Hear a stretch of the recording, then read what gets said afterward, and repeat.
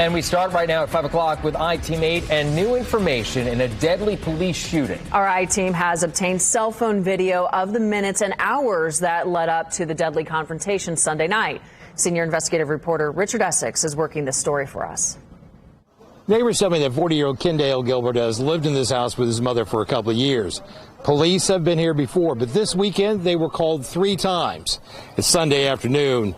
Gilbert was taunting the police with a machete and a 6-foot-long wooden stick. He was yelling at police, saying, "Come to war with me." Spoke of being a representative for his people,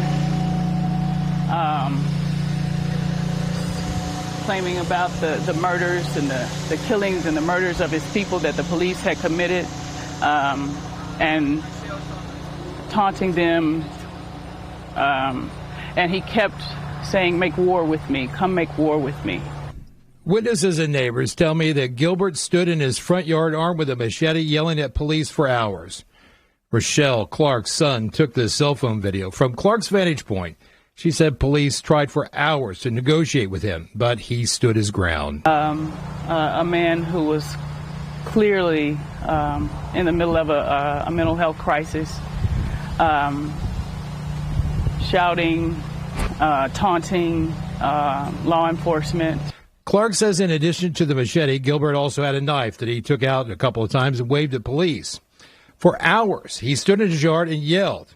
Clark and other neighbors thought that he would eventually just wear out and police would take him into custody. And he kept taunting them. He kept hurling insults at them, calling them liars and Nazis, and inviting them to pull the trigger.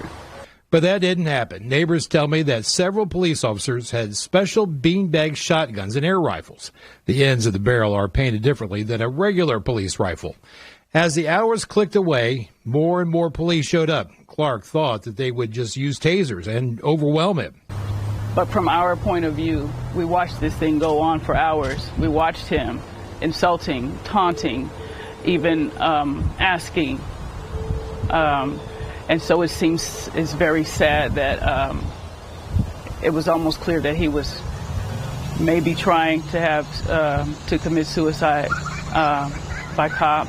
Police say that Gilbert ran towards them with a machete. Witnesses tell me that they could hear the slightly muffled sound of the beanbag shotguns, followed by the sound of a real firearm. But if they had hit him with a beanbag, taken him down non-lethally, he could have been in a facility getting the help that he clearly needed.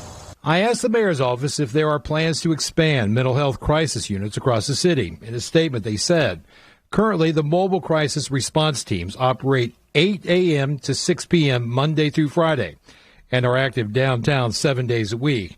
The mayor is proposing limited expansion of this unit in his next budget. In Indianapolis, Richard Essex, Wish TV, I-Team 8.